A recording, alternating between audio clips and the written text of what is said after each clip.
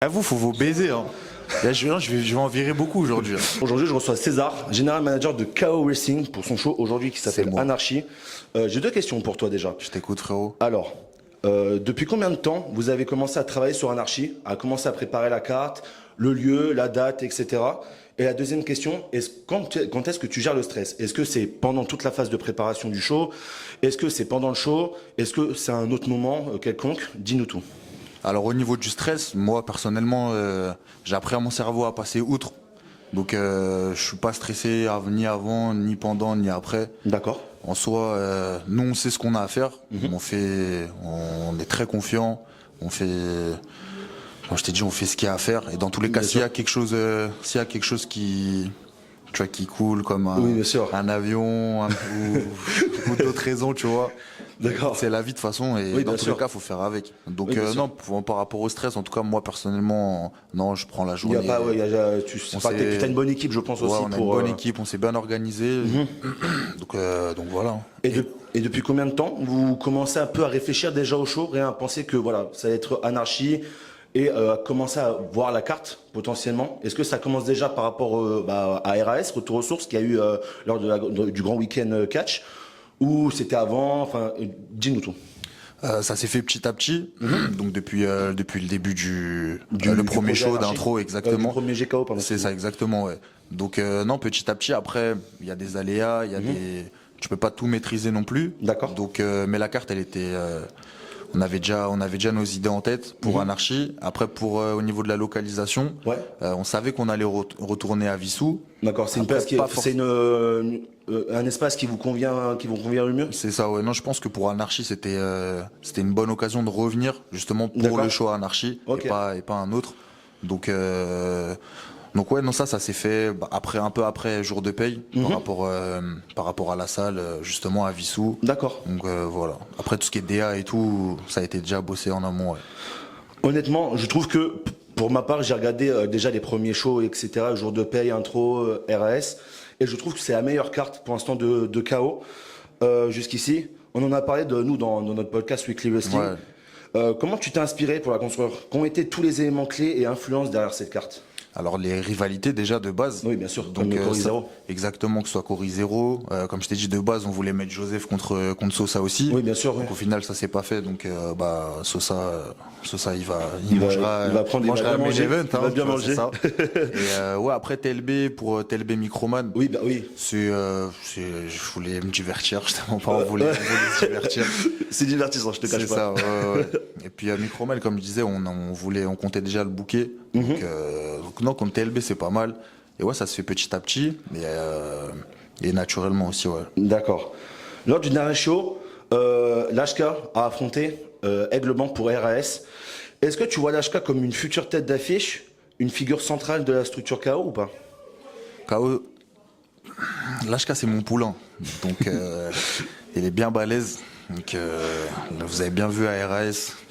Aigle blanc ou pas aigle blanc, avec tout le respect, frérot. Bien sûr. Mais ouais, il a tabassé, quoi. Donc, ça va être, j'espère en tout cas que avec la direction, il arrivera à accéder à faire des main events. Bien sûr. Et puis ouais, moi je souhaite que du bon pour la suite, Lashka. Hein. Bien évidemment.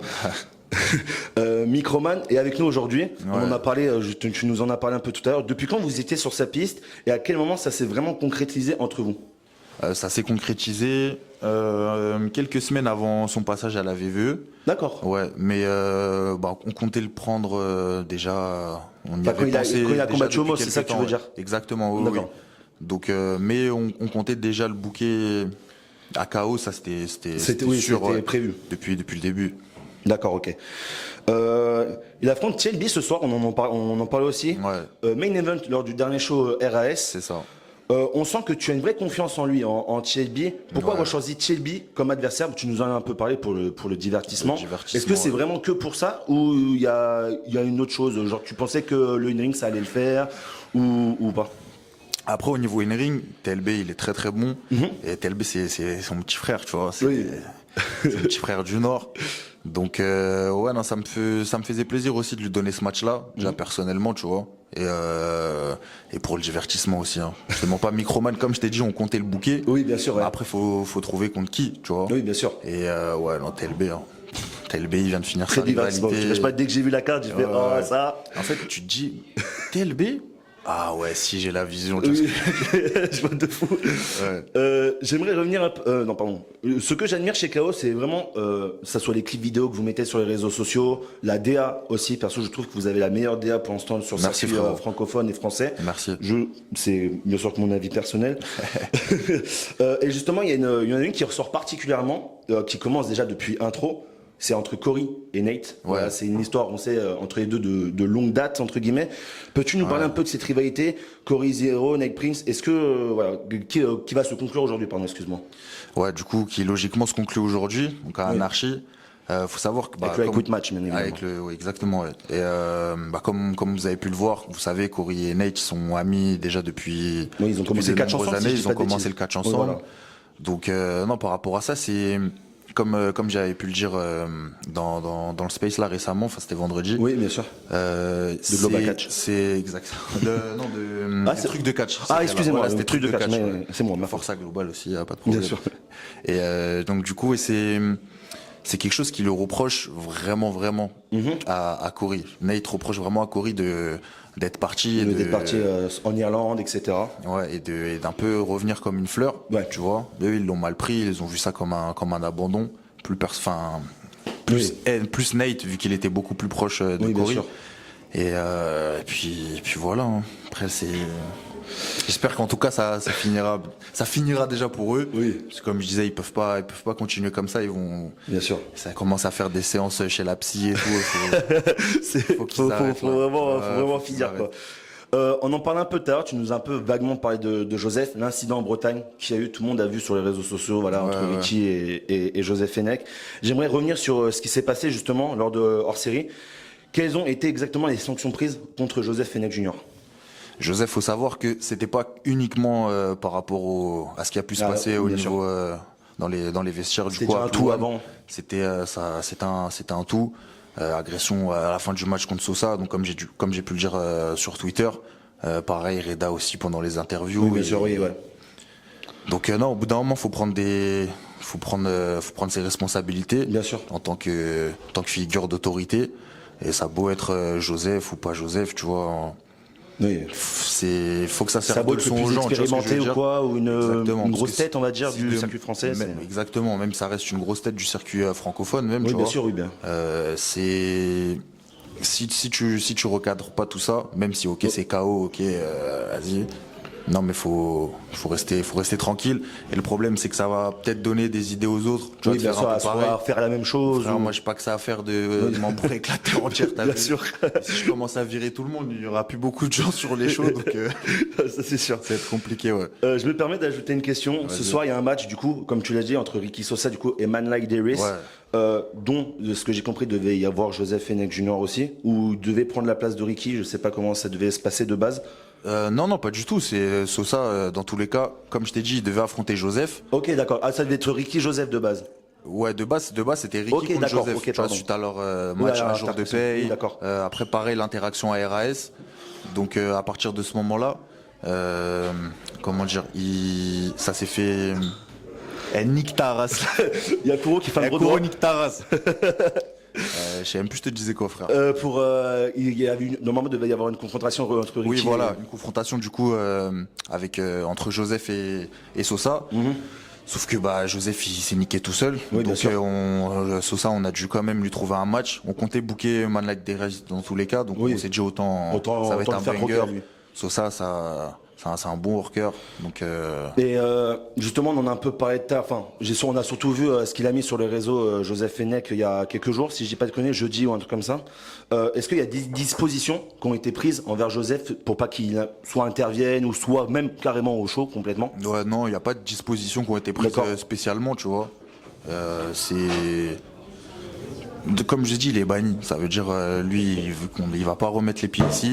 Il l'affronte. Les gars, Eh, vous, faut vous baiser, hein. Là, je vais en virer beaucoup aujourd'hui. Non, il y en a beaucoup que je vais virer aujourd'hui. En fait, on est dans un vestiaire, du coup, tout le monde croit que c'est un vestiaire. Non, je sens que là, il y en a beaucoup. Rupture de contrat, là. Il est énervé déjà, César. Faut pas le tordre. Tu vas pas les regarder. On dirait que je sors de garde à vue. J'aime pas dormir de la nuit. Il y a des gros connards là. Bon, je vais m'occuper d'eux après. D'accord, du coup, merci. Là, c'est une question plutôt pour le futur. Voilà, on a parlé un peu, beaucoup même d'anarchie. Ouais. Quels sont les futurs projets pour KO en 2026 ? Qu'est-ce que tu vises exactement? Parce que là, on sait, voilà, c'est encore une structure qui est jeune, Ouais. mais pourtant, on dirait pas. Voilà, on dirait vraiment que vous êtes là, ça fait depuis 10 ans que vous êtes là. Ouais, c'est gentil. Avec l'ADA, enfin même les organisations de shows, les matchmaking qui sont incroyables. Ouais. Dis-nous un peu, c'est quoi la suite pour KO en 2026? Alors nous, on espère remplir de plus en plus de grosses salles, tu vois, sûr. à des fréquences plus rapprochées. Donc là, depuis cette année là, 2025, avec le hors-série à Plouane, et comme je disais, là, l'année elle est pas terminée, donc on sera à peu près sur une moyenne de plus ou moins 6 shows par an. D'accord. Ça fait à peu près un show tous les 2 mois. Donc en vrai, ça va. Franchement, pour une première année, ça va. Oui, bien sûr, oui. Mais comme l'objectif, c'est de faire un show peut-être tous les mois. D'accord. À peu près. Un mois et demi, ça dépend. Avoir une école aussi. Ok. Ouais, avoir une école et comme je disais. Vraiment encore plus se professionnaliser comme peuvent le faire par exemple BZ, APC, bien sûr, etc. Bien sûr, ouais. Ou la CACC. Oui, bien sûr. Avoir son école, tu vois. Oui, et remplir de plus en plus de grosses salles. Hein. Mettre le catch francophone sur la carte, donner beaucoup plus de visibilité. Là, je te parle pour KO, mais notamment aussi pour faire les autres catch français en général, bien sûr. Parce qu'à partir, que ce soit pour toutes les brutes ou la plupart des médias, des street press, etc., qui viennent sur nos shows français, bien sûr. Enfin francophones, dans tous les cas, ils viennent à KO, ça met de la lumière sur KO, mais au final, ces gens-là, ils vont peut-être se renseigner sur le catch français, enfin oui, bien sûr. Là, ils vont voir peut-être KO, ils vont dire, ah, mais attends, il y a peut-être d'autres structures, etc. Peut-être comme inversement, tu vois. Oui, bah oui, exactement. Trucs de brut, ils sont tombés sur la PC, ils ont recherché un peu, ils sont tombés peut-être sur KO ou BZ ou la CACC ou la RX, ou tu vois ce que je veux dire. Non, mais c'est une bonne chose pour le catch en soi francophone. Bah justement, alors, si tu avais une phrase à dire pour les gens qui connaissent pas encore KO ou même le catch français, tu leur dirais quoi pour qu'ils viennent? Franchement, s'ils aiment les storylines, les gros matchs où vraiment on dit à chaque fois putain, il est stiff un peu le frérot. si t'aimes le catch, les storylines, et comme je t'ai dit, c'est accessible, c'est pas cher, c'est près de chez vous, c'est en Ile-de-France. Venez vous faire une première expérience, vous allez vouloir revenir à chaque fois. Venez au moins une fois, une seule fois, vous allez comprendre. Eh ben merci César, c'était un plaisir, frérot. Et merci encore pour ce choix anarchie. Je t'en prie, à la prochaine. Frérot.